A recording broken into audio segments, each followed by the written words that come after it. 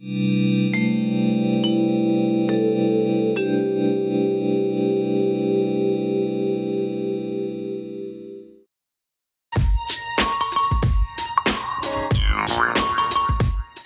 you guys for listening to What Happens in This House Stays in This House Strength Over Silence podcast.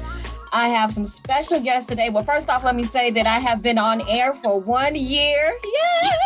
So my first time back since my 1 year anniversary. So today, guys, I have some phenomenal guests with me, and we're going to talk about some good stuff. I have first Dr. Michael V. Wilkins, who is the founder and CEO of Spa USA and Spa Theater. And I also have Reverend James Collins, who is a youth minister. Hello, guys. How are you doing today? Yeah, I'm fine. Thank you for inviting me to the show again. I'm so glad to be here. I just didn't recall. Did we get to curse on this show or no? Whatever you want to do. This is Podcast City. Hey, pretty much. Listen, no holds bar. For Jay.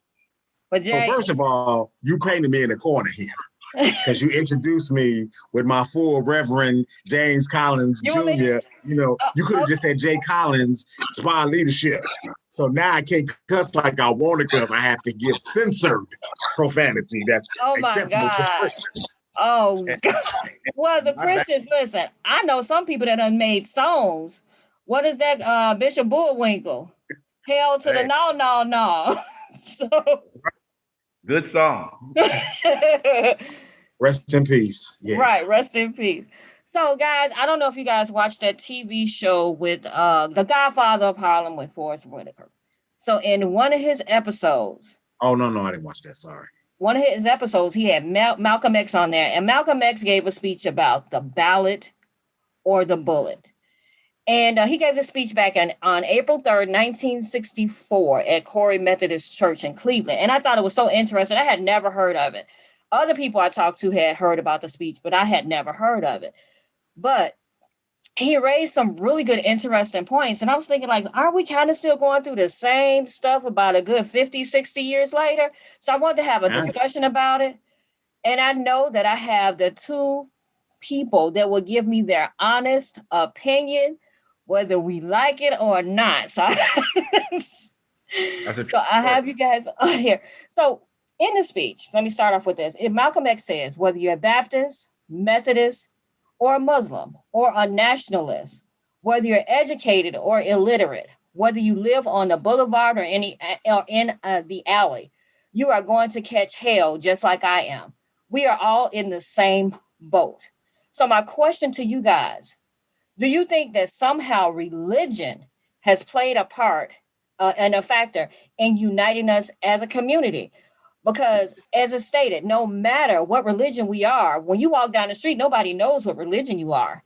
They just know you as a Black man. So do you think that sometimes we fail as a community to get unity amongst ourselves because we have all these different religions? Do you think so? Jay, did you want to go first? No, Dr. Mike, I'm gonna let you go first.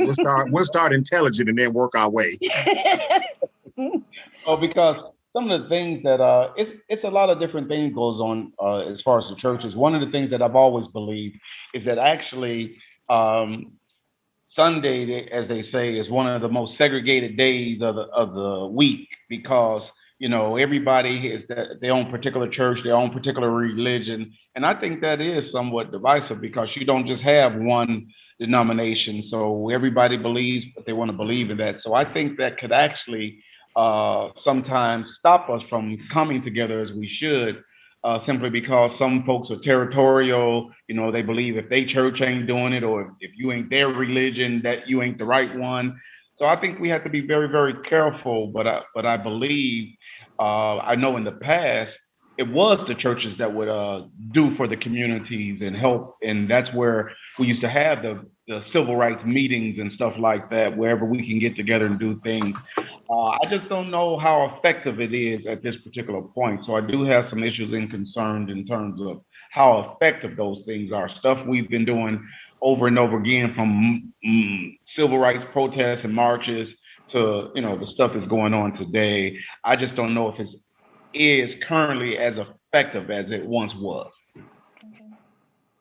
Yeah, to piggyback off Dr. Mike, I totally agree. I think one of the things in today's time that makes where we don't have such the same influence that we did back in the civil rights era in the 60s is that the generation gap in the church has basically torn the church apart. Young people don't care about going to church. They have no regard for the church, and I won't even go into why. But that has affected us and standing together for justice, because the young people, the young adults, are not in the church. So even if the church was spearheading, a lot of times that's not what the young people are to even get the message, to go forward. So that I think that's part of the issue for today's times. What you got, Dr. Mike? I think that's true. And if you think about that and what he said, actually, even in the civil rights marches back in the 60s and earlier, they actually used kids. Those sitting at the lunch counters and stuff, those were the kids. Yes. Participating and doing that stuff. So that's absolutely correct. And if they're not involved in participating, and unfortunately, there seems to be a mentality like, oh, our youth, the lost generation. But if they're lost, we're lost because they're supposed to be our future. So that means we have some issues. And I totally agree. It's just not like it used to be back in the day. So I think we have to do something different to get those youth involved. And certainly, just like anything, it's not all of the youth, but the majority of the youth are not in church, and they don't have the same concerns or issues that, we're currently dealing with. So do you think that the youth are like this because, we so-called made it according, we were able to do things that we weren't able to do? Do you think that we no longer gave that to our youth to say, well, listen, this is what everything that we had to go through. We were so busy trying to forget all the things we had to go through. Do you think that was misplaced with our youth today, that they don't have the information of everything that we went through? Well, I don't know if they don't have the information, but I think it could be a lackadaisical attitude. It could be, you remember back in the day, information was passed down from generation to generation. Right. Our grandfolks told our folks and stuff. Our folks are supposed to tell us and stuff, and even in the Bible, when it talks about, writing those visions down and stuff, and to make sure that the generations that come after you are aware of this stuff. As many of you know, my granddad was very active in the civil rights leaders, the Freedom Riders, Medgar Evers and Fannie Lou Hamer, and all these folks were hanging out at his home. So it's the same thing, that all that stuff that was going on, it just seems that we don't have the same connect today with the children. Even my grandchildren, we take them to the Civil Rights Museum where my granddad is. They're not interested in that stuff. So, but we're trying to educate them and share how important it is, because as we talk about all the time, you don't know your history, then you condemn to repeat it. And that's the problem that I think we're in the midst of right now. Definitely. Jay? Hold on before where you go on. So another part, and this is my conspiracy theorist coming out of me, but we can't act like there wasn't a specific plan that was put into place and worked well to divide the African-American family. Most of our men have either been to jail, are in jail, or on their way to jail. When I say jail, I mean prison. The prison population back in the 50s and 60s was a few 100,000. It was still predominantly Black and Hispanic, or at that time Black, where we're now into almost 4 million as far as jail population. And then you know how all that went with Bill Clinton when they privatized the jails and it shot straight up. This has changed the Black family dynamic. We don't have the fathers in, no slight against the moms because they stepped in to take care, but there is definitely a shift in the mental attitude of our young people, I believe, as a direct result in them attacking our family dynamic. And so now we have a generation of young people who don't care. They've been nurtured to death. They don't have a lot of times, and I'm generalizing, they don't have a sense of discipline. They don't have a sense of our history and what it takes, because our women, our mothers and grandmothers have worked to the bone and they don't know the struggle. They just know the reward. Definitely. I think that has a little bit to do. And it takes me back to the movie Claudine. If you saw the movie Claudine, you saw that whenever the social worker was coming to the house, the woman had to act like she didn't have a man in the house and pack up everything. So I can agree with that. Yeah. Diane Carroll, James L. Jones. I know I seen that one. Don't start no stuff. Diane Carroll, James Earl Jones. Right. Because you know what? Well, I remember it. I'd never seen working Black people like in love. I had never seen it on TV. I just never seen it before, other than like my mom and dad or my grandparents. And then that was a movie. It's like I just couldn't believe. And I was a little kid. Mm-hmm. So yeah.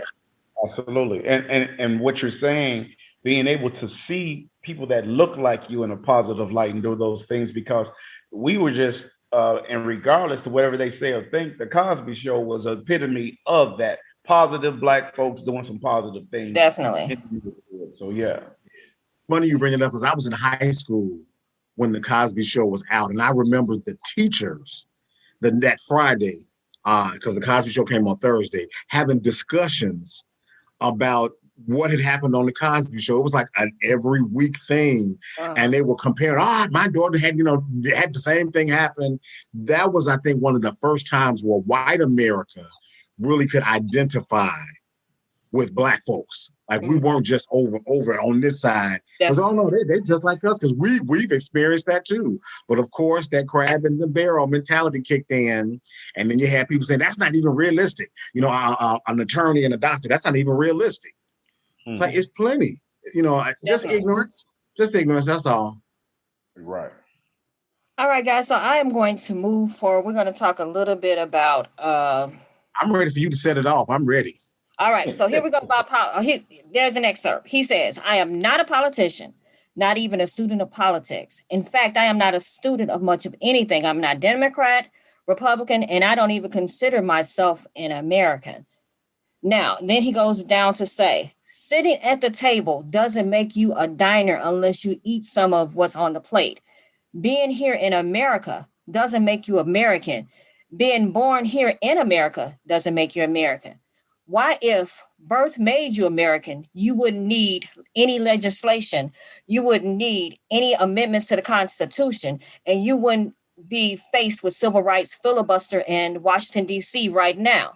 So basically he's saying, if we are American, why do we have to have all these laws? Because when other people come from other countries, they're considered American. And we are right here. We still don't have the same rights. Why do you think that is?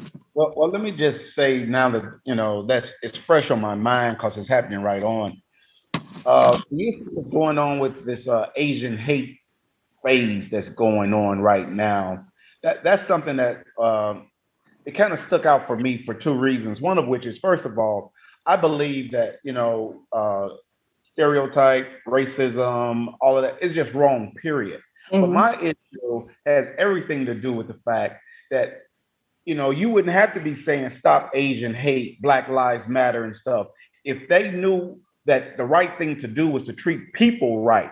And my position is, where were the Asians? Where were all these other groups when the Black folks was marching, trying to get rights? It didn't affect them. So as a result, they stayed on the sidelines. Now that it's directly affecting them, now they're starting to see some of the stuff we were talking about.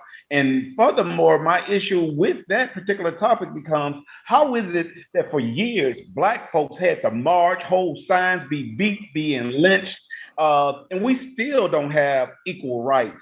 But within a couple of weeks after this Asian hate stuff, they passed stuff through Congress just like that in no time at all. So I have issues with these things, that some of the stuff, and it's the same thing with the LGBTQRSTUVWXYZ movement and all of them, because it's the same thing. They're going and like, we need legislation for this.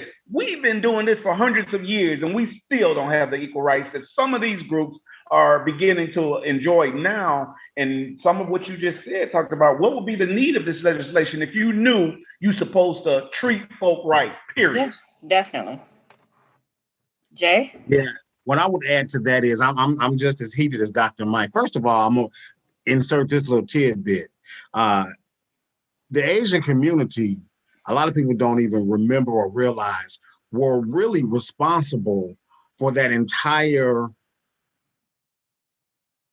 burning down of LA after the Rodney King situation because of their treatment of Black folks, and they kept involving the police, and that is what stirred up that melting pot of emotion.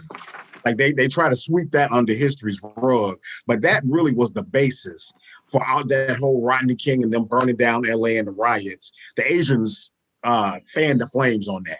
Now they like you to forget that part. But moving from that, the difference with everybody else, the Asians, the LGBTQ, any other group, they came here as refugees. Our people were kidnapped, terrorized until this very day. And I understand what Brother Malcolm is saying, but goddamn it, I'm an American citizen because it is the blood, sweat, and tears of my ancestors that has made America great. So I ain't going nowhere. Yes, I am. I'm more American than any of these bastards out here because my people is what built up the country. Right. That's a true story. Absolutely. Definitely.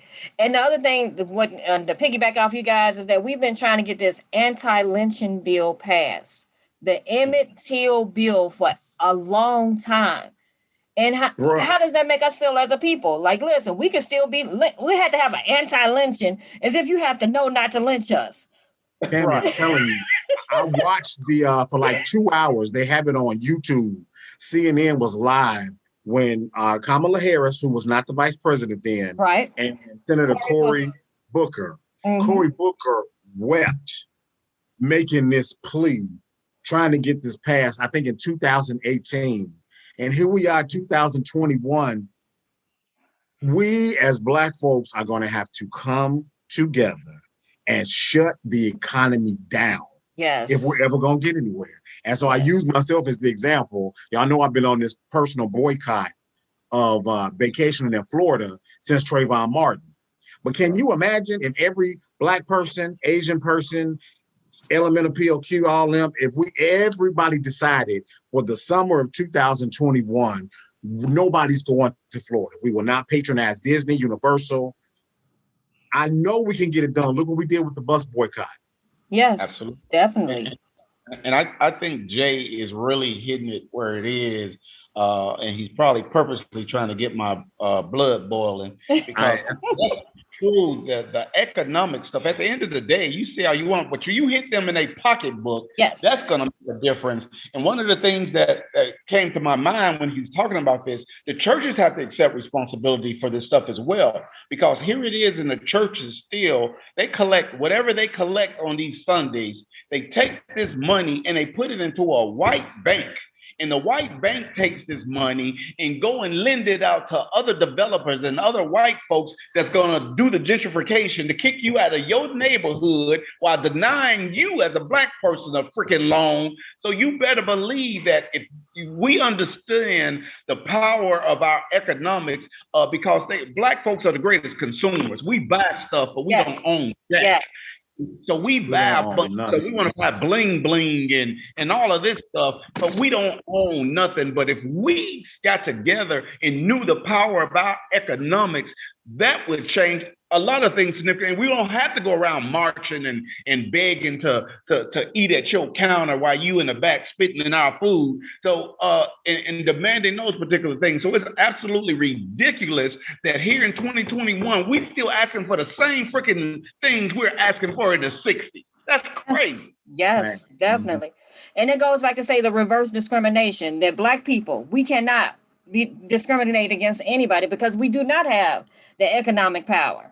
Absolutely. And that's a myth that a lot of folks don't know. There's no such thing as reverse discrimination. We don't sit there have the power to do these particular things and control the economic status of stuff and keep them out of homes and red line district them and all of that. So they need to know, because they hear stuff don't make it so. But you have to understand the power that we have. If we start, they have statistics all day about how the Asians spend the money in their community. And I know this to be the truth because most of them live in Chinatown, but they come out, they shops are all over in your neighborhood, and they take their money right back to Chinatown. They spend their money in Chinatown. And here we are, the money from our communities go to every other community except for ours.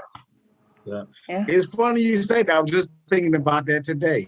You can go into the Hispanic neighborhoods, and I thought about Chinatown. You will see El Supermercado. You'll Yes. see Chinese writing for restaurants and shops. Yes. You go into, I mean, aside from a soul food restaurant or a greasy spoon, you really don't really see Black businesses like that. No. Right. And of course, I'm just a firm believer. We as a people have been conditioned and trained from slavery to be and act a certain way. And it has just trickled down Yes. through the generations. And we don't even know why we do stuff we do a lot of times. I was just telling them yesterday at church about the whole Sunday's best and how we get dressed up to go to church. It's like that stemmed from slavery. The slave masters would dress the slaves up to show them off when they went to church. Yeah. And it's like, and that's divided us. So we look down on young people who want to come to church with jeans and gym shoes on, not even realizing where we got Sunday's best from. It's like, come on, y'all. We need to know, like Dr. Mike always says, know our history, because we don't know it and it's been purposefully withheld from us. We are going to repeat and keep repeating. Yeah, and not only that, but not only was it withheld, but then it was twisted and changed, simply so that we would never know who we truly are and the greatness that we definitely possess. Yes, definitely. Yeah. So y'all, we're about to turn it up a little bit more. We're gonna talk about voting. Wait, hold on, because what Dr. Mike is saying, do you understand how traumatized I was when I did research and found out Abe Lincoln was not the hero that I was taught from school? Exactly. That they didn't teach me Fred's significance. I knew his name, but the significance in the so-called freedom. And I saw Dr. Mike's newsletter today with free-ish. I'm gonna have that made into a shirt. That's brilliant. Oh, I did the newsletter, Jay. Oh, did you? Oh my God. Because that's what we are. We're free-ish. We not free. And it's more ish than free. Yeah. Right. Right. All right, guys. So we're gonna turn this up a notch about voting. Now we already talked about economics. So it says he made a statement that they are realizing that there are new political trends from coast to coast. As they see these political trends, it is possible for them to see that every time there is an election, the races are so close that they have to have a recount. Sounds like today. Back in the day, they had to recount Massachusetts, Rhode Island, Minnesota. And they said, well, what does this mean? It means that when white people are evenly divided and blacks have a block of votes of their own, it is left up to them to determine who's going to sit in the White House and who's going to be in the doghouse. So basically what they're saying is, when it boils down to it, our votes matter, because they're going to go around kissing babies when it's time. They come to our churches for a reason. So we do matter. So what do you think we can do? Do we hold our votes? We can't hold them hostage, because then anybody's going to get it. So what do we need to do to change this? Because they know we need our votes, but they just don't want to listen to us when they get in. They don't have to do anything else but just come and kiss our babies at that time. Well, see, one of the things is about what you just said. They need our votes to get in. Mm-hmm. They're in line right there, because they only show up during that particular times in the communities, make promises that they have no intentions on keeping. Mm-hmm. And how often do we have to fall for the same old okie doke freaking time when we're dealing with this? Because first of all, stop voting for them. Vote for your folks in your community. Get them in some representation that'll change some of this nonsense. But on the other side of that is the issue of some of them get opportunity to get into office, and then they start doing some of the same nonsense that's been going on forever. So it is an issue. I think voting is important. In my house, you got to vote or you can't be in my house, because of the stuff that we had to deal with my grandfather and civil rights and things like this. So that's an important issue to me. But then again, the other side, because we hear kids sometimes talk about, well, who to vote for? They're all crooked, or they're all this or that. And some of that has some truth to it. But what we have to do is understand, many times folks not even interested in voting unless it's a presidential election, because you see all the nonsense. But the local elections are just as important, because it's the local places that's going to be making your rules, raising your taxes and doing stuff, which they tend to neglect. Do you know it's a fact that not only the Republicans but the Democrats, they all know they count on a certain segment of the society not voting, and we know who that is. Mostly Black folks, mostly young Black folks.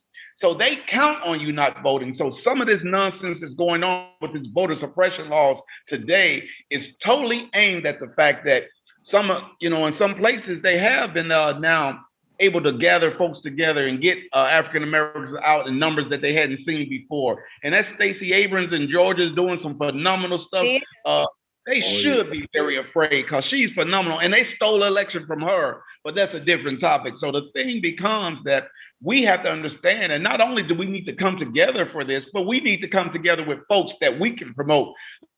Jay will be a great politician, so let's vote for him. So yes. And let me just say what Dr. Mike said. Part of our issue in the Black community, I don't care if it's from the church house to the White House, we have got to hold our leaders accountable. We don't hold them accountable in the church. We don't hold them accountable in the precincts, in the wards, in the districts. We have got to do better and require more of our leadership. And that's one thing Malcolm said that I agree with. If we got together and start voting our people in, it would crumble. That's why I'm so glad that Kim Foxx, who was the Cook County State's attorney, won the second term, because I watched, I was in criminal law forever. And I knew what to watch for. That Justice Smollett, I said from the beginning, I don't know if he's innocent or guilty. I don't care, but I know they didn't have the evidence. So don't waste my tax money on this nonsense. And she didn't. White folks got upset because this was a Black man that got off. They was trying to pin something on him and they couldn't. And she stood her ground. I know how it would go. If the feds, they sent a special federal team in, if y'all remember, if they had something, they would have. It's like, come on, don't do it. But all that was a ploy to take back that top spot from that Black woman. Yes, definitely. But Lori Lightfoot assured that he's going to get off. Why? Because she fired the chief that was over the investigation. Why did she fire him? Because he kept falsifying reports. That's all I'm going to say. and we need to know what happened. It is a lot of the stuff we just don't know, but the thing is that with all the things going on, and they do, and it's been happening for centuries and generations, and it's a sleight of hand. They want you to look at this stuff, so you don't look at the stuff that's really going on. So we have to think about that, and we have to accept responsibility ourselves, because what Jay said is absolutely true. We have to hold these folks accountable, and if they don't do what they're supposed to be doing, what we put them in office to do, we need to get rid of them. I'm in a conference thing. Yeah. Yes.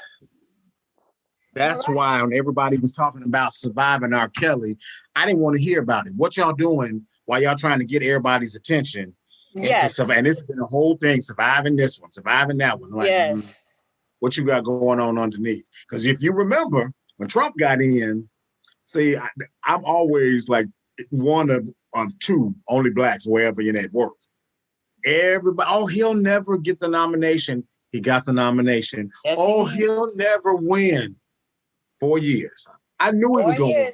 I knew because he capitalized off poor white trash. Now, it's probably not PC to say that, but it is what it is. And them rednecks and stuff, him bailing out people who have jumped on Black folks, and he have it on camera during these little rallies, and he bailing them out of jail. Y'all knew this and still let him in. Yes. So I wasn't surprised by nothing he did. He showed you who he was before he got in there. Yeah. But before he wanted to run, he was questioning Obama's nationality to even be president. Yeah. Right. You and Miss Russia, USA, that's your wife. Like, will you get somewhere and sit down? All right, guys. So we're going to get back into boycotting. All right. After talking about that. So if we own our own stores, if we operated the businesses, if we try and establish some industries in our own community, do you think that, I think you guys were talking about it before, that if we controlled the economy in our own community, let me backtrack. Do you think that when we were segregated at that time, when we had our own stuff, that was the best ploy for us? Before, I'm sorry, go ahead, Dr. Tony. Go ahead, Jay. I'm gonna just say this. We just celebrated, and I shouldn't even say celebrated. We just acknowledged the centennial of the Black Wall Street massacre. Yes. Not only was this a community of African Americans who were smart, who were thriving, who were rich, everybody was coming to gather the resources and the opportunity. We weren't bothering nobody, but what happened? The good old white folks couldn't let us be. Yes. They weren't satisfied till they destroyed it all. And it wasn't just Black Wall Street. If you go down to Florida and Rosewood, there are, I think, about 33 noted instances, because we know it's more than that, where we have done segregation. We will do it ourselves, and we were very successful. They wouldn't let us have it. Yeah. They wouldn't let us keep it. It wasn't, so when you talk about things like that, yeah. So what that does is that's that bully mentality. That creates a mindset of, if we do this, they're going to get us. Yeah. What they call it, intimidation tactics. Absolutely. And it's been going on for years. Yeah. Yeah. The dude from Way Next Hell, I'm Wardell something. He, the big guy that can't get enough of your love, baby. He was on CNN, and they messed up and asked him why violence is so prevalent in the African American community. And he went back in history to how they stole the land and killed all the Indians. I mean, he brought it down. He said, so don't ask me why we're so violent. All that started from y'all.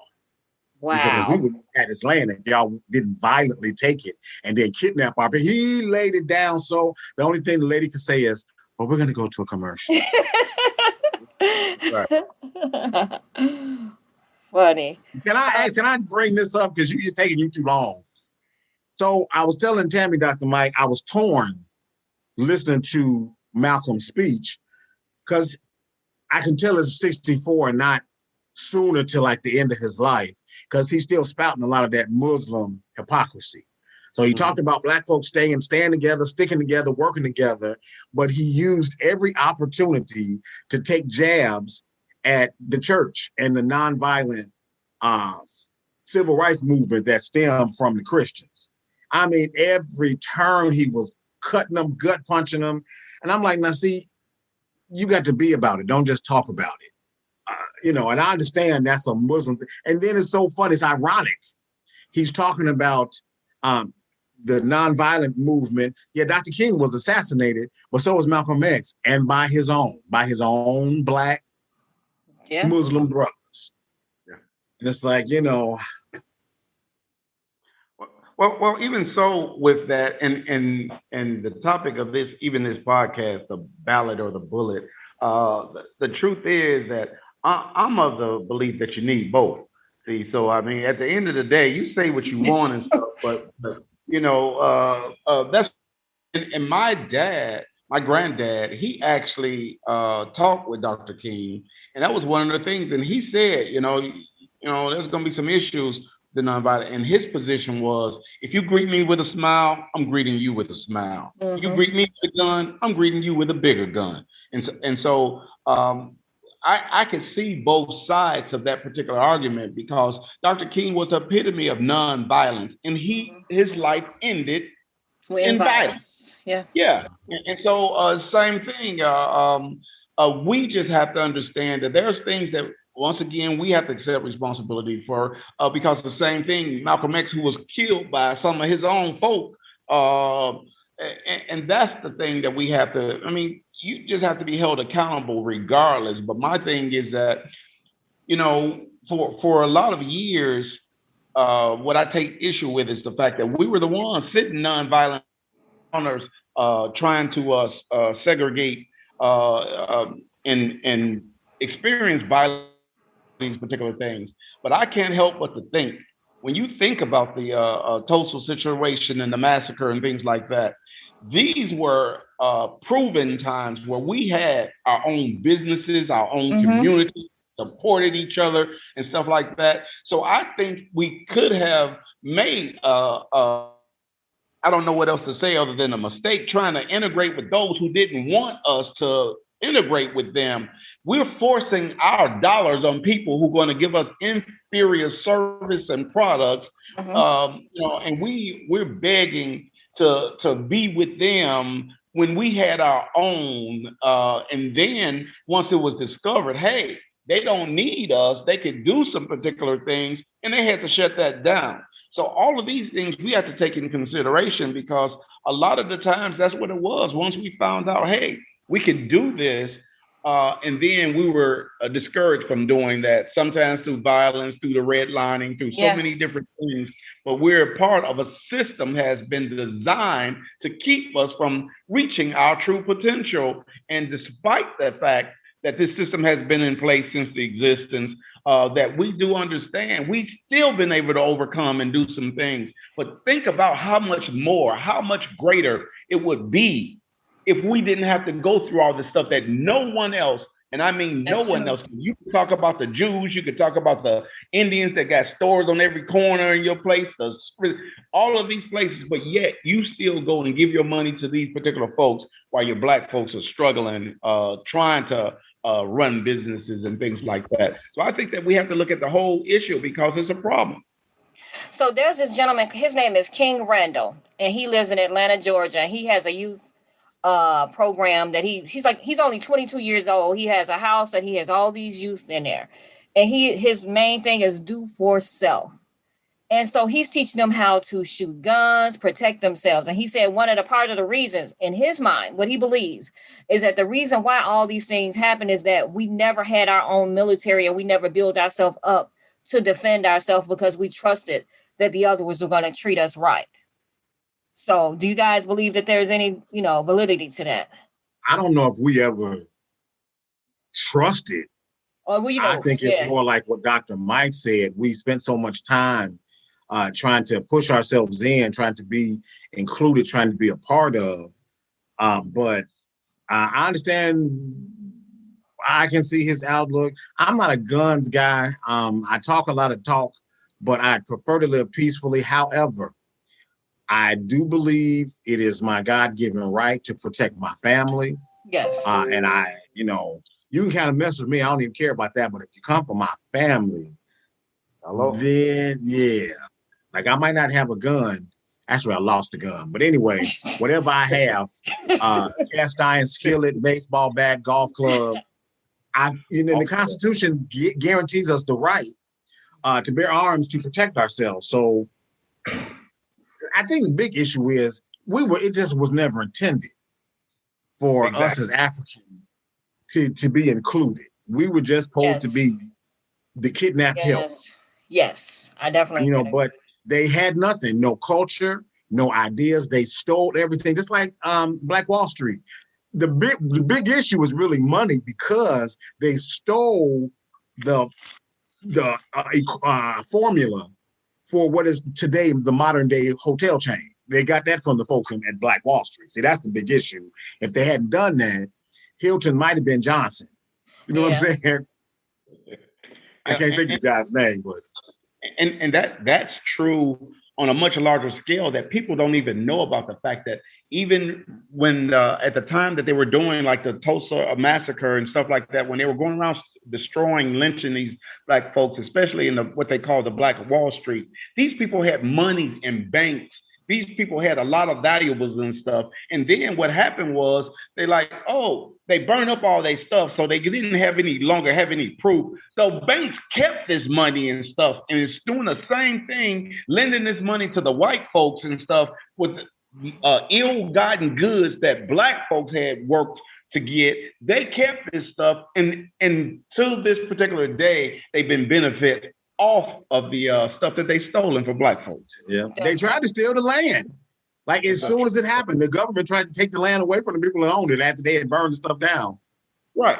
And part of the sad part too is like even like in southern states, people were given land and now they're selling it back and not understanding how important it is to keep all of that stuff in the community. Look, they don't. I would like to point this out without saying my church's name, but one of the things that made my church so unique, especially back in the day, our founder was adamant. Our church banked with the only Black bank at that time, which was, I think it was Drexel. I don't know what they called it before it was Drexel. Of course, they ended up selling it, and then it wasn't Black no more, so we moved to another one. But it's like they don't hold on. But we, all of our leaders and communities, we have got to do better in investing in our Black businesses. So that gives the responsibility now. Black businesses, we need y'all to be business-like. Like, yeah. Exactly. That's a true story. Go and I said the reasonable stuff is that I really do. I know folks that they go look for somebody Jewish or somebody that's, as long as they ain't Black, to patronize them. But I totally agree with that statement that I think you should support Black-owned businesses, but I think that Black-owned businesses have to accept responsibility of providing professional services and goods, and it ain't supporting you because you Black. It's because your goods or products or services just as good or better than anyone else's. See, so that's what I think we have to be very careful of. But there's still what we've talked about, even in Fred and Willie Lynch letter, and from generation to generation, we've been taught not to trust each other and to support everybody except for somebody who looks like us. Who looks like us. Definitely. Oh, and wait, Black people, can you hear me? Listen to me. Listen. Stop going to these Black businesses trying to get a hookup. Thank you. Right.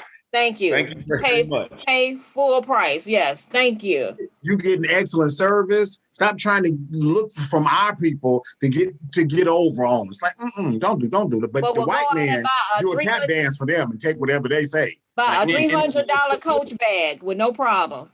Yeah. Ask them no questions about they hijacked up prices and yeah. What you had to say, Coach? I mean, I buy it if it's on sale. I'm just saying. So, guys, I want to talk about this. And Dr. Mike, you were in the military, guerrilla warfare. He talks about that. So, just like when they infiltrated whatever you call a coup, January 6th in the White House. Nobody knew anything. Well, they knew what they were going to do. They had T-shirts made. They did it all. Do you think that we as a people have that in us to be that tactical? Because we tell everything. Well, that's the same thing.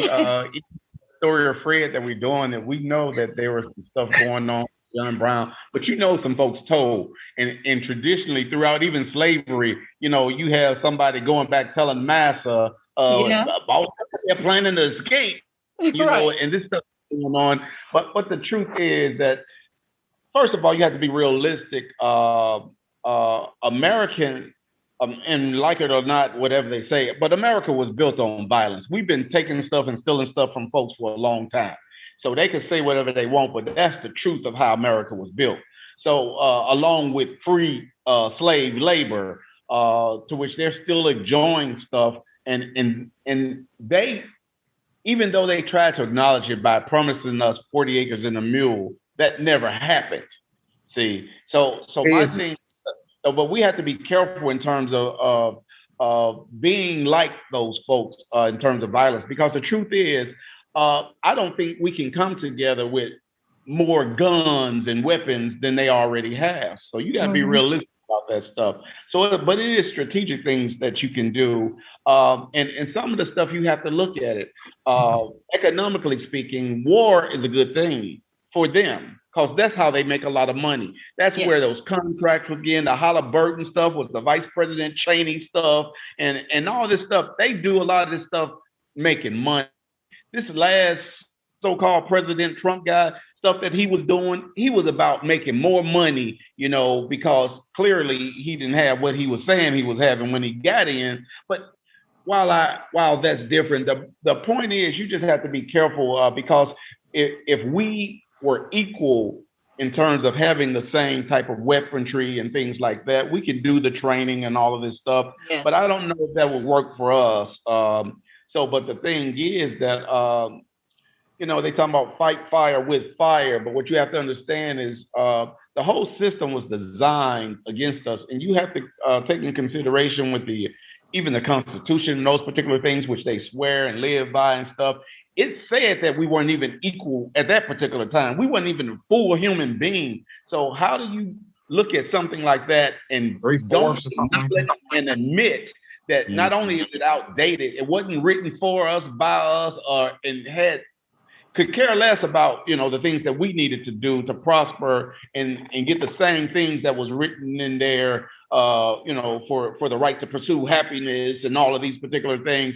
So we have to start at it. And even in my book, The American Mindset, where I said, if you want to talk about some real change, you got to start stripping away at the crap that was designed to hold us down. And that goes all the way back to the Constitution. All the way back. How they were intended to fight the 14th Amendment, which really was supposed to guarantee us, was a system that they put in place to criminalize us. Yeah. Because they needed labor. The slaves were free. So they weren't going out there into the field. So that's how the whole criminal system came to be. And the other thing I want to say is specifically about the military. A lot of people are turning their nose down, specifically at the African-American community, for being suspicious of this COVID-19 vaccination. Like, let's not act like the military especially has not experimented on our Black soldiers, our Black men and women. That movie with Alfred Woodard, Miss Ava's Boys, something like that, with the whole syphilis. My uncle, who fought in Vietnam, tells the story to this day that they were surrounded in Vietnam by these huge red canisters that they were not allowed to touch. And the canisters had AIDS on it. Really? Wow. And that was the late 60s into the 70s. And it follows the timeline on what blew up in the 80s. And, just like even now, you just cannot make me believe the situation with the pandemic is not chemical warfare.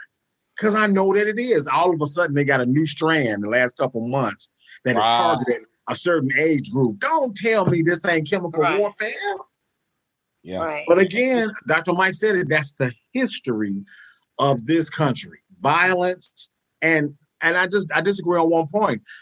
Africans were, even today, we have been we are victims of terrorism. Definitely. And that's what needs to be acknowledged. They gave the Jews reparations for being victims of terrorism over in Europe.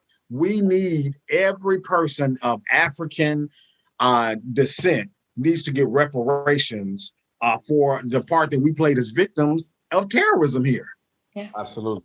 And that goes because we're talking about history of this, and this has been happening consistently to this particular day. We have to have a different dialogue with our children and stuff about your interaction with the police. So that's something that you have to understand. I'm like, oh yeah, hey, hi Bob. Ours is different. Put your hands on the wheel where they can see them. Don't make no sudden movement. They don't have to have these conversations. And so that's the truth. But this is systematically been one of those things that have been passed down generation to generation. And what bothers me and boggles my particular small mind is the simple fact that with all these years, all the things that they've done to all of these particular people, they have never committed the atrocities that they committed against us. And yet you have other people, the Asians, the other people that come over here, and they look down upon African Americans as well. This stuff is worldwide because they see, while, there are some things even from in the military. I recall it was true that back in the day, when they would fight and they would catch POW, prisoners of wars, what they would do is let them ride up front and make the Black soldiers that was in the military ride in the back. Wow. Now, this is the kind of stuff that I'm saying that, it's just, the white Americans that fought with Black Americans, once they captured enemies of these wars, the enemies could ride up front and the Black soldiers still had to ride in the back. Wow. They comprehend how this stuff, and this has never happened to any other group of people. And that's where they have, you can go through the list of whatever in terms of nationalities and stuff, and the whole world looks upon Black folks as the lowest class people. How ridiculous is that? And even as they going back and forth, sometimes that they do this, like in China, where they're saying, well, y'all need to look at how y'all do treat y'all Black folks. It's not because they care about Black folks, it's because they don't want them looking over into their. So it's a whole that's been going on, but it's been systematically designed to keep us down.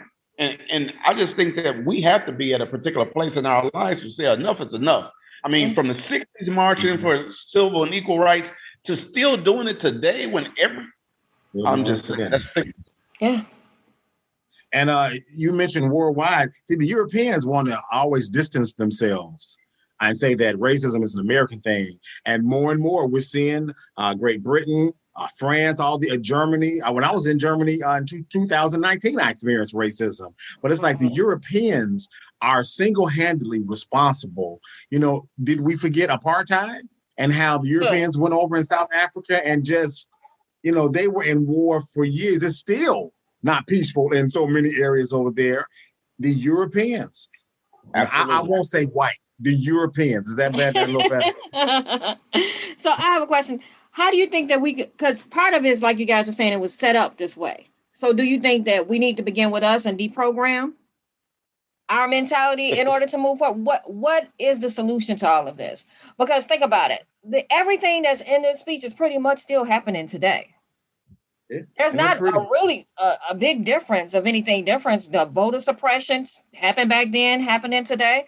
We still religious wise, still happening. You know, what do we need to do? What is the solution? What can we do differently?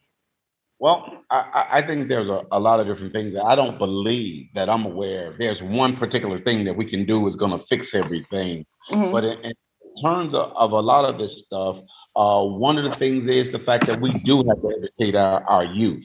We do have to let them know. And we have to have some truthful dialogue, even with the adults, and not just for Black folk. Because like we talk about in our Freya production, Black history is not just for Black folk.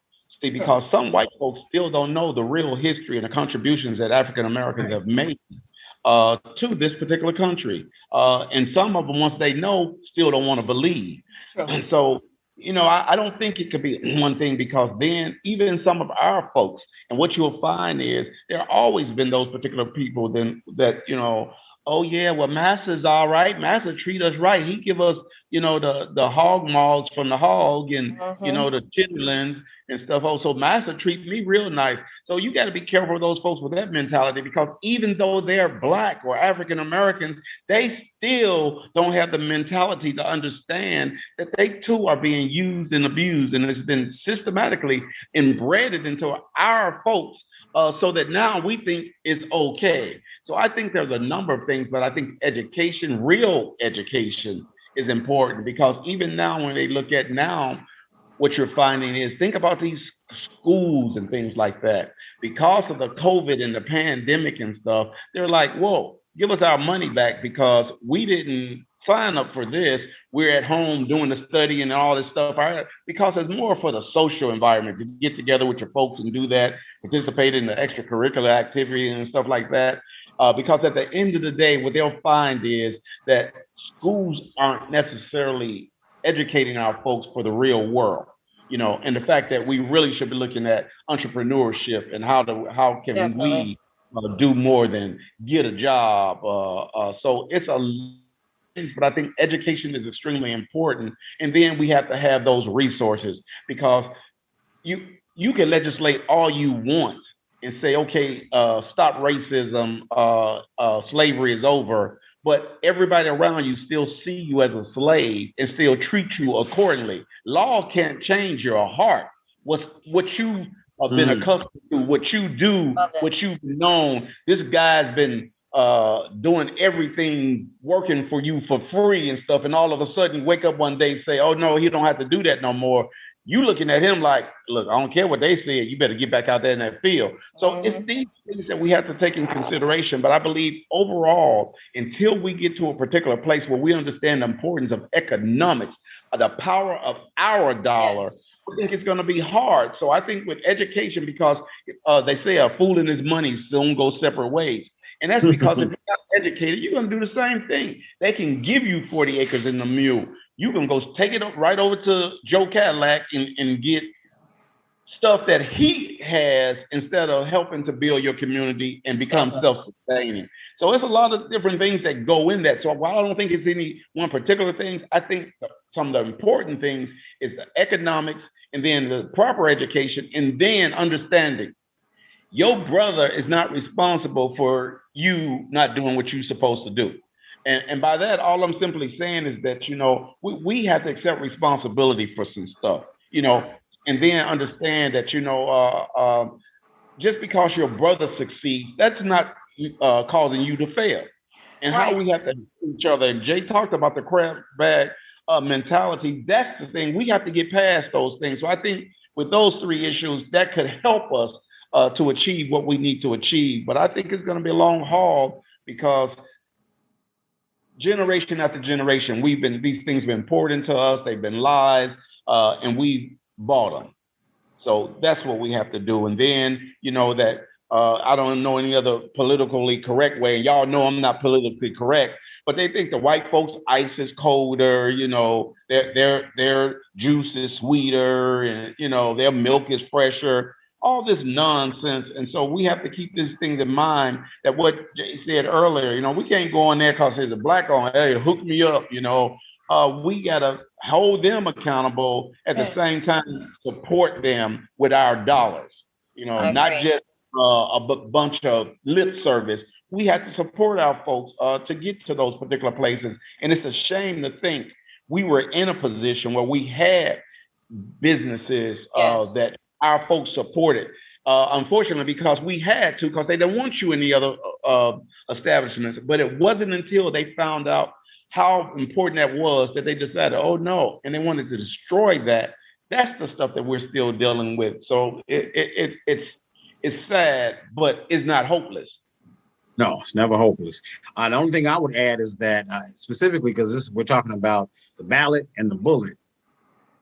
Dr. Mike mentioned something that's so important. The reason education is so fundamentally important is because we have to train the young people up so that they can be in a position to lead.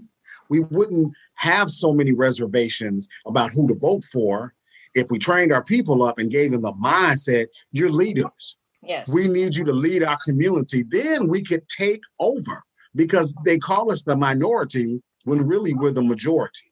We just still have that minority mentality that was taught to us. And so I'm not talking about a physical bullet. That's the bullet right there that pierces, is that we're really greater than. They fed us these lies from generation to generation. And all of us have fallen for the okie doke. Because a lot of, our young Caucasian family, they don't know. They fell for it too. And then when they start learning, a lot of them are crushed because they didn't know. They understand some of what has happened. But we have got to take the responsibility to reclaim our communities. We should not be in a position where we are too afraid to say something to the young boy, the young girl on the street. Our families have got to do better and raise these kids with some respect for community. We are the only group of people, ethnic group, that I know of that will come and destroy our own neighborhoods. You go over to the Mexicans, and this is going to sound real bad. You go in the Mexican neighborhood, the grass is going to be cut, and them bricks are going to be laid well. You go over in Chinatown, they're going to be packed like this on top of each other, but it's going to be clean. You go in the hood, and I swear before the Lord above, it's enough to make you cry. But again, I can't blame my people because this is how we have been conditioned. They told us and trained us generation after generation that we're nothing, that we deserve garbage. What do? We take and make chitlins out of it. It's a delicacy. But some of these things we have got to let go so we can come to a higher mindset. Absolutely. And not only that, but I totally agree how important it is. But some of the things that we have to look at and why education is still important, to understand some of the things that they're doing to us with our eyes open, and they're able to do this because they're like, oh, look over here, here's R. Kelly, and then they're doing something else over here. One of those particular things is something as simple as when we were talking about the voting stuff. One of the things that many people aren't aware of, while they're filling up the jails with Black folks, the prisons with Black folks, and primarily through the 13th Amendment, they're allowed, and it's nothing more than slavery, that they do stuff for, cents and stuff. It's slavery in itself. But one of the things that many people aren't aware of is the fact that, when you incarcerate them, you take them from their home, send them to some other place, sometimes states away from where they are.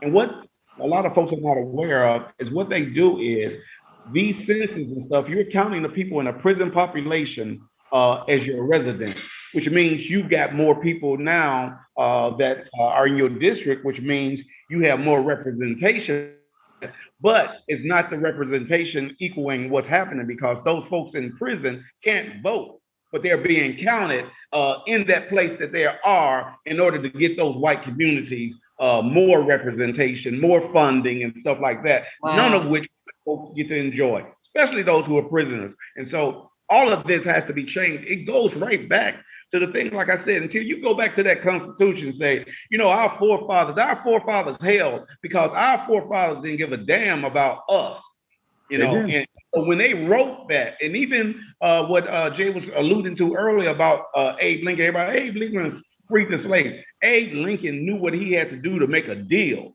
in order to get some stuff done with these states in order to do what he wanted to do. So these are the things that we have to be aware of. We have to know these particular things and be careful, or else they'll continue the same okey doke to pull the wool over your eyes, do the same thing that they're doing. And some of the stuff that they're doing now, they clean it up to make it sound however it does, but it's the same thing that they've been doing for years. They're still doing it now.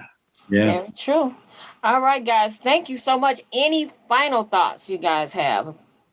Anything you want to share about what's going on with you guys? Well, all I have to say is that I'm of the like that we can't give up. No matter what, we can't give up. We've been fighting so long, and y'all, many of us through the color purple know and said, like, I had to fight all my life, and that's the truth.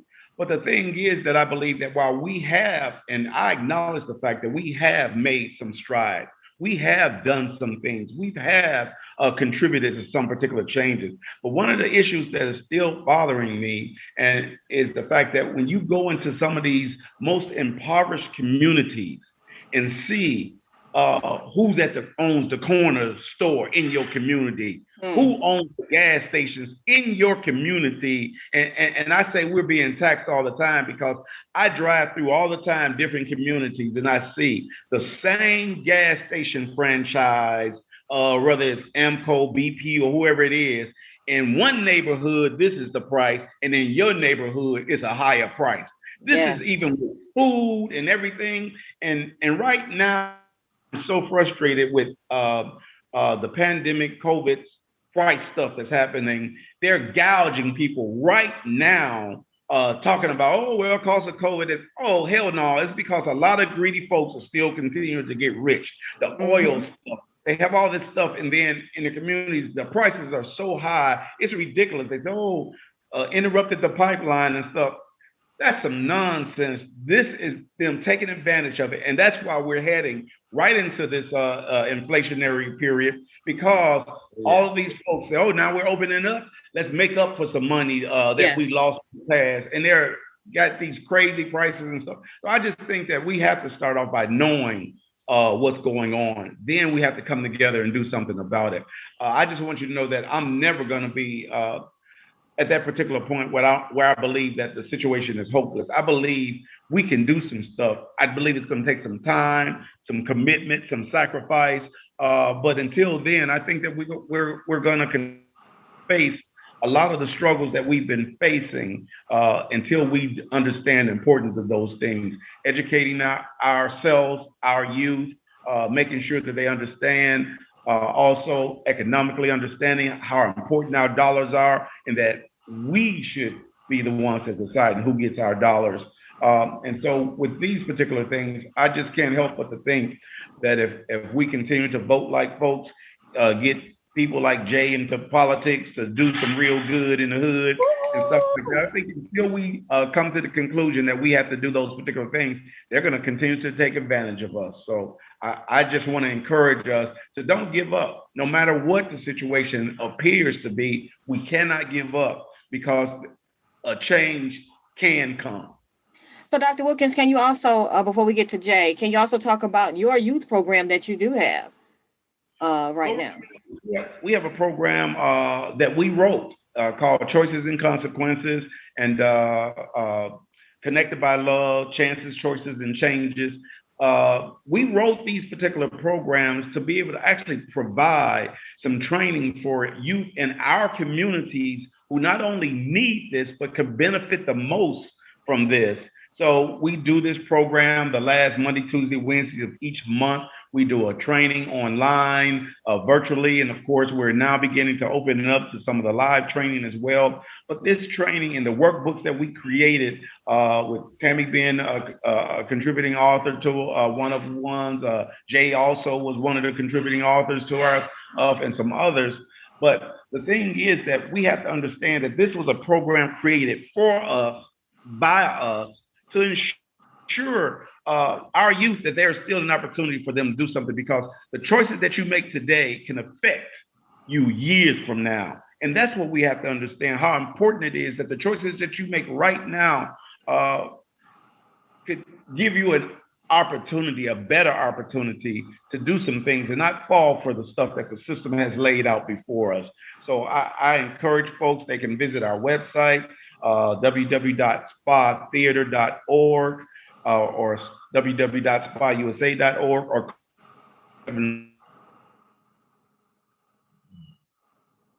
he's going out there. Yeah. 7371. That's 17 about these programs. The programs are specifically no any of the youth that participate in. In fact, we give them incentives such as gift cards and things like that if they participate and complete the program. It's an 8-hour program. We generally do a couple and a half hours a day over a 3-day period or something. But I just think it's a wonderful opportunity. And the feedback from the youth that's been involved in these programs are that it's a wonderful program. And so if the youth are benefiting from it, some of the challenges that we have is just the parents don't cooperate. So this is the things that we understand that's important, and we're going to do whatever we can to continue to make this stuff happen. And it's our contribution to what we call doing some good in the hood. All right. Well, thank you, sir. I appreciate you being on the show. All right, Mr. Collins, final words and what's going on? Yeah, I'm going to keep it short. I still, what I said earlier, I think that's the key. We have got to require our leaders to do what they promised to do, so that we don't have to keep voting them out. We need to make sure to vote the right ones in first. And then those that are in, we got to stay on them to make sure that they're doing what they're supposed to do. And I don't care how upset I become with these United States of America, how bleak things may be. And I'm telling you, after Philando Castile, I was really ready to pack up and move to Canada. But I leave off right where I started, if I can quote Frederick Douglass. And that's what hope. Thank you. Appreciate that. So tell us what's going on with you, about your books, about, different things. So how can the people, get in contact with you? We have a new website, www.jcollinsbooks.com. And my second book should have been finished, but I had some things that superseded, like our production that's coming on Juneteenth, Fred, that superseded. So that's all right. But if you guys get a chance, go on the SPA website and catch the on demand of Fred. I'm telling you, it is something that will cause dialogue with you and your family. Use this to bridge the generation gap, start a conversation between grandparents and grandkids and kids and aunts and uncles. These are things Dr. Mike said before, we pass these stories on. We can't stop doing that. We have to tell our history right if we want it told, correctly. But these are things that we have to do. And this production of Fred, which is being shown on June 19th in honor of Juneteenth celebration, is one way to start that. All right, guys, thank you so much for being on the show. This was awesome. I'm telling you guys did a phenomenal job. So thank you. Congratulations. 1 year. You took a dream, made it manifest into a reality. So congratulations to you. Thank you so much. I see you got your good anniversary here on today. All right. I do. Yes, I do. And I did say the same thing. I'm so encouraged by what Tammy has been able to do, through all the things that she's done, through her writing, her contributions to the theater, and so much more. I think your stuff is just another example of the many phenomenal that you can do. While folks talk about doing stuff, you're actually doing those things. So I wanted to congratulate you as well and say thank you for the job well done. All right, thank you guys. So again, thank you guys for watching and listening to Connected by Love. What happens in this house stays in this house. Strength Over Silence podcast. And guys, create a great week. Have a go.